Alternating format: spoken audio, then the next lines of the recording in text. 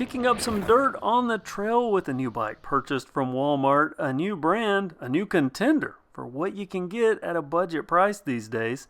The Ozark Trail 29 Ridge mountain bike, arguably the most trail-capable bang per buck you can currently get. Now normally I open a review going over all the measurements, the components, and the tech specs for a bike. I'm going to get straight to this on the trail, and that's for a reason. Over the years, I've built a standard for what I consider trail-capable, because it's one thing to eke out a ride or two with a flimsy fork versus being able to ride this same trail for as long as you want. The next level, at least when it comes to big box levels, a bike with simple one-bike gearing that has enough range for me to easily climb. Very welcome from my perspective. Add to that geometry that's well thought out and sized frames, meaning most people can get the model that fits them best, and all the other components working together to make for, well, a fun ride. Out of the box. Or, as many people will find this bike, on the rack at Walmart. How many bikes have you seen that you could literally roll out of a Walmart store and take straight to the trail, this Ozark Trail, when properly assembled and checked, entirely capable of that in my opinion. I'm showing you this particular part of the trail for a reason, because a lot of people want to dip their toe into mountain biking, but they don't know if they're going to like, well, this. It's not always downhill, so people, you can spend a lot of money on mountain biking. It is a sport that usually has a very high entry fee. We've been blessed with bikes at Walmart that have been changing that paradigm, and I think this is a further evolution on the idea of what you can get on a budget and still have some fun. Let me give you a glossed over summary of my experience on my first ride. You're seeing my actual first ride on this bike here. In 100-degree weather, I'm still able to have fun because this fits me so well. I'm 5'10". This is the medium frame. The frame size, the geometry, it all comes together, and these components, it feels like a quality entry-level mountain bike. It does not feel like a budget mountain bike. Interesting, because as you'll see when I get into the components rundown on this is well spec'd considering how it is priced. Very low. I'll put the price in the title. I don't expect that it's going to change, if any, much from where it's at. And I think Walmart has a clear winner on their hands here. Let me get this parked. Let's look at all the components, run it down one by one, and you'll see what I'm talking about. I'm going to go over all this, but I'm still not going to get too technical. So if you like the technical nitty-gritty, all the geometry numbers, I'll put that down in the description. For instance, I would normally say these are 740 millimeter bars with a 31.8 millimeter diameter, and they are. If you want to know the stem length or any of the other details, check the description, because I'm just going to say these are mountain bike wide. Very trail friendly. I actually spoke with one of the designers, I think maybe the designer of this bike, and they said much of the component selection was directly inspired by what they had seen on KevCentral, which explains why I feel so much like this bike is a bike I would have designed for me. I like lock-on grips. That's what this bike has. I like trigger shifters. This has dual thumb levers for up and down shifting and a view window. Often not seen these days. I like it because new riders, they want to know what gear they're in. This is a great decision. It's also an L2 A5 model. I have a history with L2.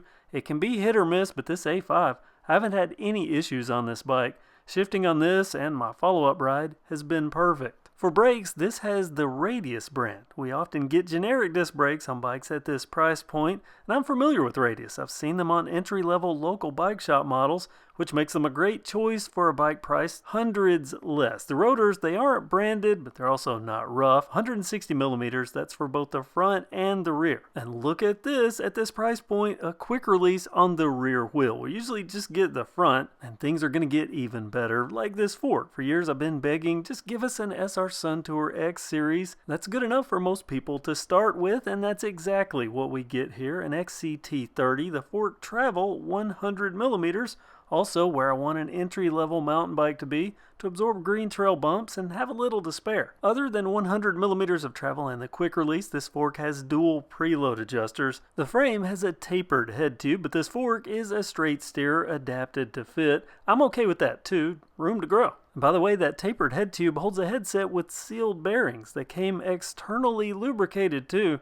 All the small detail hints at the careful build quality. More to come on that. Pedals, I'll just say move it along, nothing to see here. It's the only thing I would change straight away on this bike. The crank arms, they are alloy. The chain ring, this is a 1x, so there's only one, and it's my preferred size, 30-tooth. They did put this guard over it, and I know it's a nitpicky detail. I like a raw chain ring, so I guess if that's your look, well, there it is. At the back, there are 9 available speeds, as you probably guessed, based on that shifter view window. Like the shifter, the derailleur is an L2, also an A5. The entire group set is L2. This derailleur is mounted to a replaceable hanger, another positive box checked. The 9 rings that make up this rear cog set, 11 to 42 tooth, making this particular setup the best I think we've seen at this price range so far. Again, I'll put the price in the title and I'll try to keep it updated. How is this better, you might ask? Well, that's 11 to 42 tooth in a cassette. Yes, a cassette, like I said, impressive. And the fact that it's all L2, nothing pieced together here, all matching components made to work together. What's the big deal about a cassette? Well, lighter, stronger, better for a quick release, and it means the wheel set has a free hub, meaning if you are an upgrade type person like me, that's, as Forrest Gump would say, it's just one less thing, at least that I have to worry about, if I decide to upgrade and put on an ultra wide range cassette. As for the wheel set itself, decent double wall alloy rims, and as we've established, both wheels are quick release. I'm so happy being able to say that. Modern wheels too, meaning pressed to valve. Let the debate begin. A sign of a modern wheel set, but I'm going to move on to the tires. Branded tires, Kenda brand, no model, meaning they're an OEM product. The size 29 by 2.35. They're decently wide, but they're not as wide as the spec would lead you to believe, and part of that's the tread. At this price, we usually get generic stubby little cross-country knobbies. These are still cross-country, but they have a little more meat on them, which is why I was able to get better traction on my trail ride. Rear clearance for wider tires, potentially some at the chainstay and the seat stay. The limiting factor, though, I think is going to be the space between the tire and the seat tube, which gets me to a major part of the Ozark Trail 29 Ridge offering sized frames. Some people said Walmart bikes would never have this option, yet here we are. I purchased the medium, which is 17-inch, the large, a 19-inch frame. I'll list the specs down in the description. The big one that many are going to ask about, though, the Headtube angle, a usable 67 degrees. The frame itself is aluminum. I don't have the grade, but I suspect 6061. I'll find out and I'll put that in the description too. This is a very modern frame, both geometry-wise and the looks. Notable features, internal cable routing, and not halfway internal cable routing either. This goes all the way from the front to the back, so complete internal. Both the down tube and the seat tube have bottle cage mounts, so 2 water bottles or a water bottle and whatever. Options are good. For people that don't use a mountain bike as a dedicated mountain bike, they dual purpose it.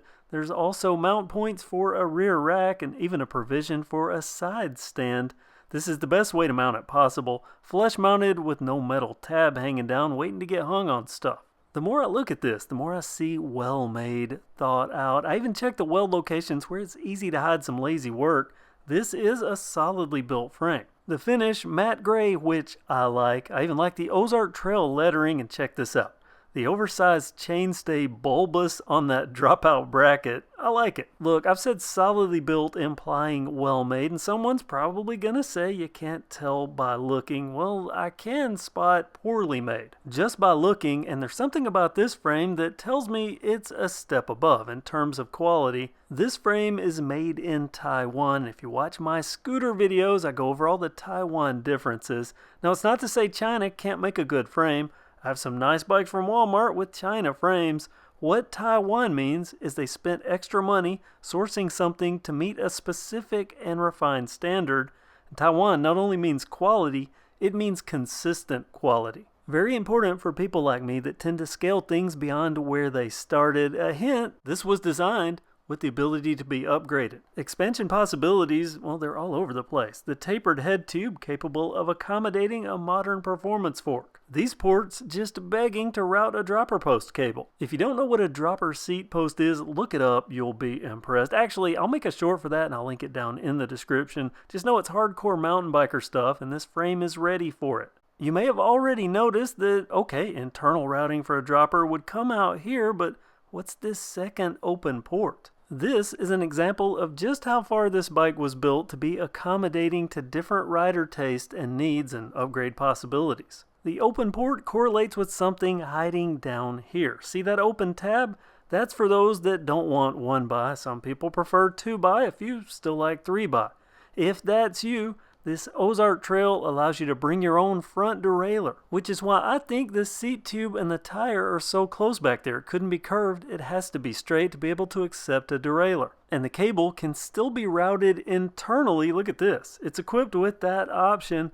Included in the accessory kit is a replacement plate for down here, but it has an extra hole so you can run a cable. I would love to show it to you, but unfortunately I put it somewhere so I wouldn't lose it, and I have no idea where that is. Just trust me, it comes with another adapter, which is mind-boggling that this bike arrives not only trail capable, but completely adaptable to just about every possible rider modifiable gearing preference. Even the factory components don't look like the usual budget factory components. For instance, this seat post. It's not a bottom bend part, it's alloy, it has a nice saddle mount for the included decently comfortable saddle.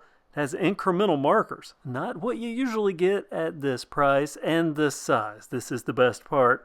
I don't know if you can see it, but this is a 31.6 diameter seat post, opening up dropper post options galore. There is a quick release clamp if you want to keep the factory seat post, so a dropper post not required. Being that they equipped this from the factory so well and it all works together so well, there's really not much I can nitpick. I guess I can word it like this: I'm very happy with what's here. If I were asked what could be improved, a 180mm rotor, at least up front, that would be even better. The rear spacing, there's nothing wrong with it, but it is 135mm, so know that going in. The rear derailleur is not clutched, though the A5, it does such a good job keeping this chain in place that for the most part, for I think how entry-level riders are gonna ride or what they're gonna throw at it, I can't see. I mean, I'm literally forcing the rear tire down here, and I couldn't force a chain drop or even a gear hop from the chain. It's so good that I checked the entire bike looking for problems, and everything that needs lubed was well lubed from the factory. As you can tell from this free rolling wheel, factory smoothness we don't normally see until you're a couple of $100 more into a mountain bike. If I owned a bike shop, I would be increasingly worried with this gauntlet Walmart has thrown down, a true entry-level mountain bike capable of trail rides as is. And really, if there's a perfect brand name for a mountain bike line, I mean, Ozark Trail, it just fits. And I am impressed. That's my first go at this bike. I'm sure there will be many more videos to come, along with some modifications just to see how far this can scale up. If you enjoyed this video or found it informative, give it a thumbs up. That helps the channel. And make sure you have the notification bell active so you don't miss any other videos. And comment below with your thoughts on this bike. I know you have opinions, and I'm interested in seeing what you have to say. Are you as impressed as I am? Let me hear it, and as always, thank you for watching KevCentral, and have a great day.